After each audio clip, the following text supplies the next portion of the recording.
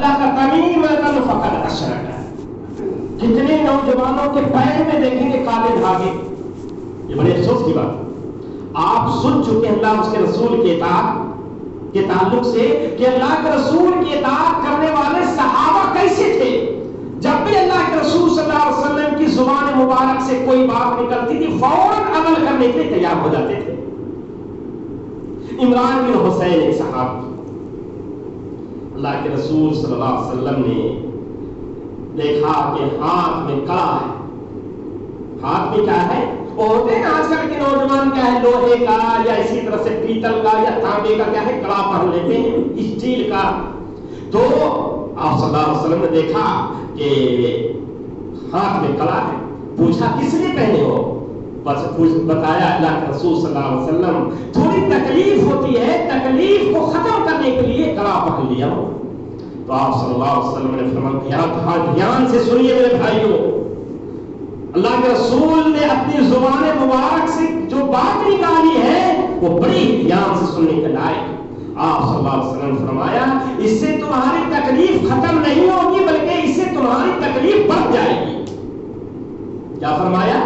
اس سے تمہاری تکلیف جو پہلے ہو نہ کڑا، یہ اس سے تمہاری اس امید کے ساتھ تم پہلے ہو کہ اس سے ہماری تکلیف ختم ہو جائے گی، ہماری پریشانی ختم ہو جائے گی، ہماری مصیبت کا خاتمہ یہ بن جائے گا. نہیں، اس سے تمہاری مصیبت میں اور اضافہ ہو جائے گا.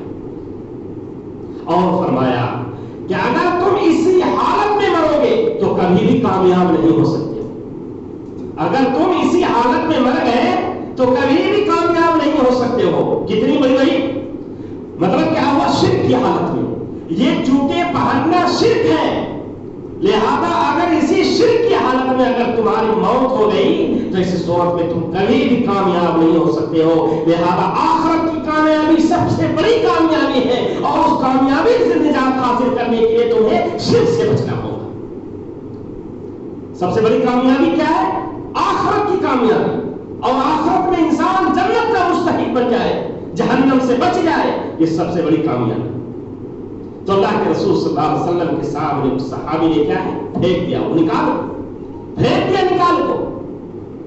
توحید یہ کیا ہے؟ انسان کے لیے سب سے بڑا سرمایہ، مومن کا سب سے بڑا سرمایہ توحید. اور اسی توحید کی خاطر اللہ کے رسول صلی اللہ علیہ وسلم کو دنیا میں اللہ نے مبعوث فرمایا ہے کہ نہیں؟ توحید کو پھیلانے کے لیے اللہ کے رسول آئے تھے کہ نہیں دنیا میں؟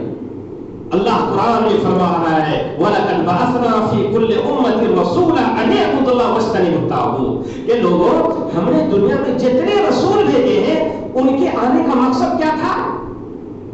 رسول کے آنے کا مقصد کیا تھا؟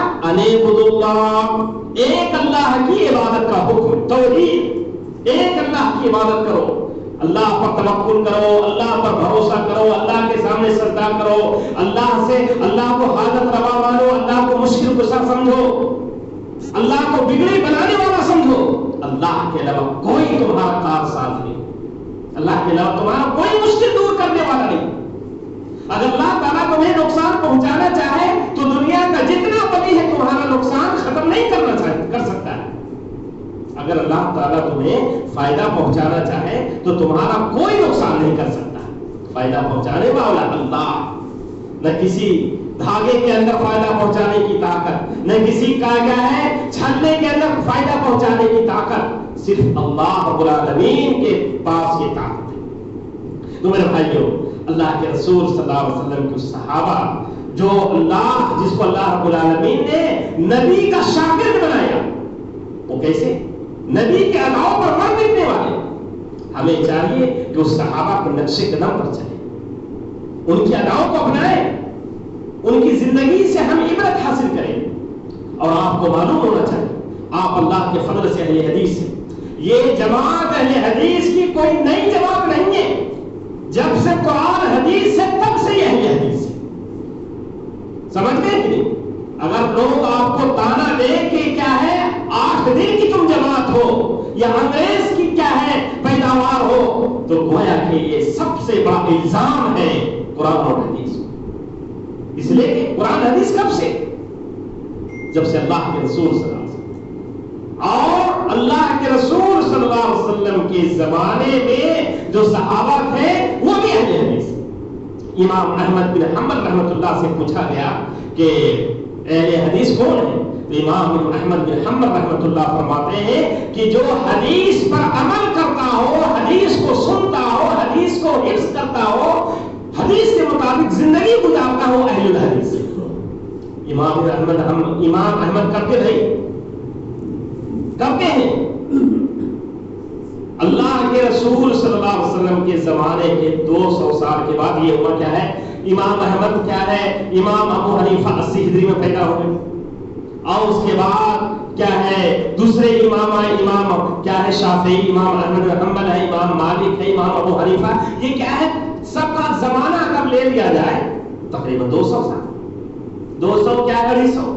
لیکن کیا ہے اللہ کے رسول صلی اللہ علیہ وسلم اپنی امتیوں کو کیا ہے کس چیز پر عمل کرنے کا حکم دیے؟ قرآن اور حدیث پر۔ اور ائمہ بھی کیا ہے اسی کی تعلیم دیے۔ آپ کیا ہے امام ابو حنیفہ کی تعلیم کو دیکھیں، انہوں نے کیا کہا اپنی زبان سے؟ اذا صح الحدیث فهو مذهبی، صحیح حدیث ہی میرا مذہب ہے، صحیح حدیث ہی میرا مذہب ہے۔ تو کیا ہے اہل حدیث یہ آج کے نہیں ملتا ہے، ہمارے تانا دیے جاتے ہیں، ہمارے اوپر کیچڑ اچھالے جاتے ہیں، تان و تشریح کیا جاتا ہے ہمارے اوپر، نہیں ہم کو نئی جماعت کہی جاتی ہے، ہم نئی جماعت نہیں۔ اور آپ کو ماں جان کر یہ بات تعجب ہونی چاہیے کہ اللہ کے رسول صلی اللہ علیہ وسلم کے صحابہ ہندوستان میں آئے کہ نہیں آئے؟ لوگ کہتے ہیں کہ اسلام ہندوستان میں صوفی لائے ہیں، صوفیوں کی وجہ سے اسلام ہندوستان میں آیا ہے۔ تاریخ آپ کو معلوم ہونی چاہیے۔ اور معین الدین چشتی کے بارے میں یہ بڑے کیا ہے باور کرایا جاتا ہے کہ معین الدین چشتی کی وجہ سے ہندوستان میں اسلام آیا تھا۔ بھائی ان کی پیدائش کب ہوئی؟ 530/6 ہجری کیا ہے عیسوی میں ان کی کیا ہے ہجری میں ان کی کیا ہے پیدائش ہوئی 506 یعنی 536 ہجری میں۔ اب کیا ہے اللہ کے رسول صلی اللہ علیہ وسلم کی وفات کب ہوئی ہے؟ 11 ہجری میں، اور 11 ہجری کے بعد کیا ہے 4 سال لے لیے، تقریباً 15 ہجری میں صحابہ ہندوستان میں آ گئے۔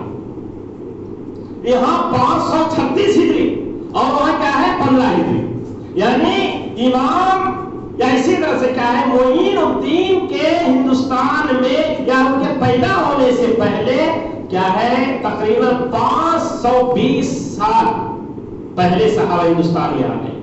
کتنے سال پہلے؟ 520 سال، یعنی 15 ہجری میں صحابہ ہندوستان میں آئے۔ اور کتنے صحابہ آئے؟ 15 یعنی 25 صحابہ آئے۔ 15 ہجری میں 25 صحابہ ہندوستان میں آ گئے۔ اب بھائی صحابہ کون؟ اللہ کے رسول صلی اللہ علیہ وسلم کے شاگرد۔ اب اللہ کے رسول صلی اللہ علیہ وسلم کے شاگرد اسلام کیسا پیش کریں گے؟ کیسا اسلام وہ لے کر آئیں گے؟ اللہ کے رسول کو جیسا انہوں نے دیکھا ویسا ہی اسلام وہ پیش کریں گے نا۔ اس سے پتہ چلا کہ ہندوستان میں صحابہ 25 کی تعداد میں آئے، اور وہ صحابہ جو اسلام لے کر آئے تھے بالکل خالص اور صاف ستھرا اسلام لے کے آئے تھے، اس میں کسی طرح کی ملاوٹ اور آمیزش نہیں تھی، بالکل خالص اسلام لے کے وہ آئے تھے صحابہ۔ اس لیے کہ صحابہ نبی کے شاگرد، نبی نے ان کو جیسا حکم دیا تھا ویسا اس پر عمل کرنے والے۔ اور یہی نہیں، صرف 25 صحابہ ہی نہیں آئے ہندوستان میں، 40 پر 2 تابعین بھی آئے۔ کتنے تابعین؟ تابعین کسے کہتے ہیں؟ اللہ کے رسول کے صحابہ کو دیکھنے والے اور کیا ہے ان سے ملاقات کرنے والے، ایمان کی حد۔ تابعین بھی آئے، 40 پر 2 تابعین ہندوستان آئے، صحابہ کے بعد تابعین، اور تابعین کے بعد تبع تابعین بھی آئے جنہوں نے صحابہ کو دیکھا، اور صحابہ کے بعد تابعین، اور تابعین کے بعد تبع تابعین، یہ 3 دور کے لوگ ہندوستان میں آئے۔ اب ظاہر سی بات ہے آپ کو معلوم ہوگا کہ سن 93 ہجری میں کیا ہے محمد بن قاسم کیا ہے کیرلا میں آئے تھے۔ اور ظاہر سی بات ہے ایک تابعین اور تبع تابعین جو ہندوستان میں آئیں گے وہ کیسا اسلام؟ کوئی ڈپلیکیٹ اسلام نہیں پا سکتے ہیں، وہ تو بالکل خالص اور پیور اور بالکل صاف صفا اسلام لے کر آئے ہیں۔ لہذا میرے بھائیوں اسلام کیا ہے؟ خالص وہی ہے جو اللہ کے رسول صلی اللہ علیہ وسلم سے ثابت ہے۔ اسلام پکا اور سچا وہی ہے جو اللہ کے رسول صلی اللہ علیہ وسلم کے صحابہ سے ثابت ہے۔ لہذا کیا ہے، اللہ کے واسطے یہ کیا ہے، صحابہ کرام کے منہج کو سمجھیے، صحابہ کرام کے نقش قدم پر چلیے، اور صحابہ کا منہج اور مسلک کیا تھا، ایک یعنی پکا سچا دین پر عمل کرنا۔ لہذا میں یہ کیا ہے بتانا چاہتا ہوں کہ جو بھائی اللہ کے فضل سے اہل حدیث ان شرکیہ کاموں سے دور ہے، جو ہمارے بھائی پیروں میں دھاگا باندھے، اور بازو میں دھاگا باندھے، گلے میں دھاگا پہنے، میرے بھائی یہ شرک، یہ دین کا حصہ نہیں ہے۔ اگر اسی حالت میں موت ہو گئی تو جہنم میں داخلے کی بعید سنائی گئی۔ کیا آپ جنت میں جانا چاہتے ہیں، جہنم میں جانا چاہتے ہیں؟ ہر کوئی جنت ہی میں جانا چاہتا ہے، تو جنت میں جانے کے لیے جنت والا عمل کرنا چاہیے نہیں کرنا چاہیے؟ کرنا چاہیے۔ اس لیے میرے بھائیوں، خلاصہ کلام یہی ہے کہ ہمیں اللہ کے رسول صلی اللہ علیہ وسلم کی پیروی کرنا ہے، آپ کے بعد آپ کے صحابہ کی پیروی کرنا ہے۔ اور اللہ کے رسول نے جو فرمایا ہے کہ خالص جماعت وہی ہوگی ما انا علیہ وصحابی، جس پر میں اور میرے صحابہ چلیں گے وہی کیا ہے، صحیح مسلمان ہوں گے۔ تو ہمیں کس پر چلنا ہے؟ اللہ کے رسول کے دین پر، اور اللہ کے رسول صلی اللہ علیہ وسلم کے صحابہ نے جیسا نبی کو دیکھا اس پر ہمیں چلنا ہے۔ اور اس بات کا بھی دھیان رکھیے کہ اللہ یہ کہ اہل حدیث کی تعریف تو حدیث میں آئی ہے۔ اللہ کے رسول کی حدیث سے ابن ماجہ کی روایت ہے کہ میری امت کا ایک گروہ ہمیشہ رہے گا، لا تزال طائفۃ من امتی علی الحق، حق پر رہنے والے کیا ہے، ہمیشہ رہیں گے۔ اور اہل علم نے لکھا ہے کہ طائفہ سے مراد کیا ہے، یہ اہل حدیث کی جماعت ہے۔ لہذا اس پر ہمیں کیا ہے، فخر محسوس ہونا چاہیے کہ ہم قرآن اور حدیث کے ماننے والے ہیں۔ لہذا کیا ہے، ہمیں اپنی عملی زندگی میں قرآن اور حدیث کو لاگو کرنا ہے، اور شرک سے بچنا ہے، بدعات و خرافات سے بچنا ہے۔ اسی میں ہماری کامیابی اور بھلائی ہے۔ اللہ سے دعا ہے کہ اللہ ہمیں حق پر چلنے کی توفیق عطا فرما۔ یا اللہ ہم حق والے ہیں، اللہ ہمیں حق پر چلنے کی توفیق عطا فرما دے۔ یا اللہ ہمیں دنیا میں جب تک زندہ رکھے، ایمان و اسلام کی حالت میں زندہ رکھے۔ یا اللہ ہمیں جو پریشان حال ان کی پریشانی کو دور فرما دے۔ یا اللہ جو مقروض ہے، اللہ ان کی قرض کی ادائیگی فرما دے۔ یا اللہ جو بدحال ہے ان کی بدحالی کو دور فرما دے۔ یا اللہ بیماروں کو شفا دے۔ یا اللہ جو ہاسپٹل میں ہے، اللہ ان کو جلد سے جلد کیا ہے شفا یابی عطا فرما دے۔ اللہ جسموں کے اعتبار سے جو کمزور ہے، اللہ ان کے جسموں میں طاقت عطا فرما دے۔ اللہ ہمیں مضبوط ایمان والا بنا دے۔